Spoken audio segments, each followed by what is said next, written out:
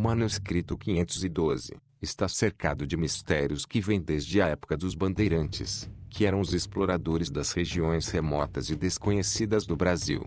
Ele descreve uma cidade perdida que foi achada no estado da Bahia. Conheça neste vídeo qual o relato encontrado nesta peça enigmática da história brasileira.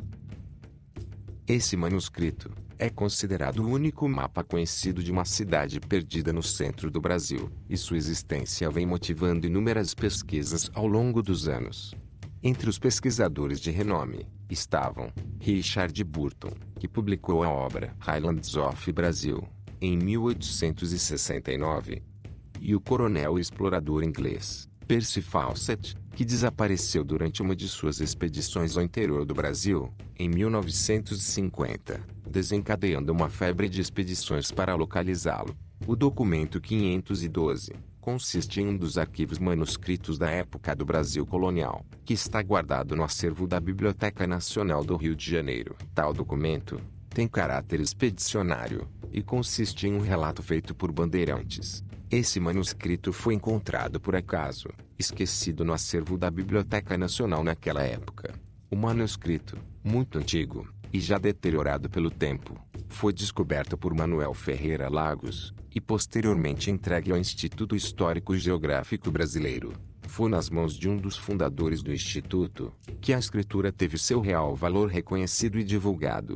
Após sua leitura, o cônego Januário da Cunha Barbosa publicou uma cópia integral do manuscrito na revista desse instituto, com a adição de um prefácio, no qual esboçava uma teoria sobre a ligação entre o assunto do documento e a saga de Robério Dias, um homem que fora aprisionado pela coroa portuguesa, por se negar a fazer revelações a respeito de minas de metais preciosos no estado da Bahia. O documento 512 traz o relato do encontro de alguns bandeirantes com as ruínas de uma cidade perdida, localizada em meio à selva brasileira, que possuía indícios de desenvolvimento tecnológico considerável, e parecia pertencer a alguma civilização que já não existia mais. A cidade perdida. O documento narra a exploração feita por um grupo de bandeirantes, e que, após algum tempo de expedição, avistaram uma grande montanha brilhante, que atraiu a atenção de todos, e os deixou impressionados, pois o brilho era devido à presença de muitos cristais em sua composição. Tal montanha frustrou o grupo ao tentar escalá-la, e transpô-la foi possível apenas por acaso, pelo fato de um dos integrantes que acompanhava a comitiva ter ido caçar um animal, e encontrado na perseguição um caminho pavimentado em pedras que passava por dentro da montanha. Após atingir o topo da montanha de cristal, os bandeirantes avistaram uma grande cidade, que a princípio confundiram com alguma já existente na costa brasileira. Porém, ao inspecioná-la, verificaram uma lista de estranhezas entre ela e o estilo de construção normal das outras cidades brasileiras. Ela era muito diferente, além do fato de estar em alguns trechos completamente arruinada e totalmente vazia. Seus prédios, muitos deles com mais de um andar, jaziam abandonados e sem qualquer vestígio de presença humana, como móveis ou outros artefatos domésticos. O autor do manuscrito relatou que existiam construções mais altas na entrada da cidade, que traziam inscrições em uma letra indecifrável e enigmática, um tipo de escrita que não haviam visto em nenhum lugar anteriormente. Essas são algumas das inscrições encontradas pelos bandeirantes, em vários locais da misteriosa cidade. O aspecto da cidade narrada no documento 512 mescla caracteres semelhantes aos de civilizações antigas, porém com alguns detalhes estranhos, até mesmo para as civilizações do passado. Há descrições de diversos ambientes observados pelos bandeirantes, admirados e confusos com seu achado. Segundo o narrador, existia uma praça na qual se erguia uma coluna negra, e sobre ela estava uma estátua que apontava para o norte. Os edifícios imensos que margeavam a praça traziam em relevo figuras de alguma espécie, que, segundo o narrador, pareciam com corvos e cruzes. Próximo a tal praça, haveria ainda um rio, que foi seguido pela comitiva, e que terminaria em uma cachoeira que aparentemente teria alguma função semelhante à de um cemitério, pois estava cheia de túmulos com diversas inscrições neles.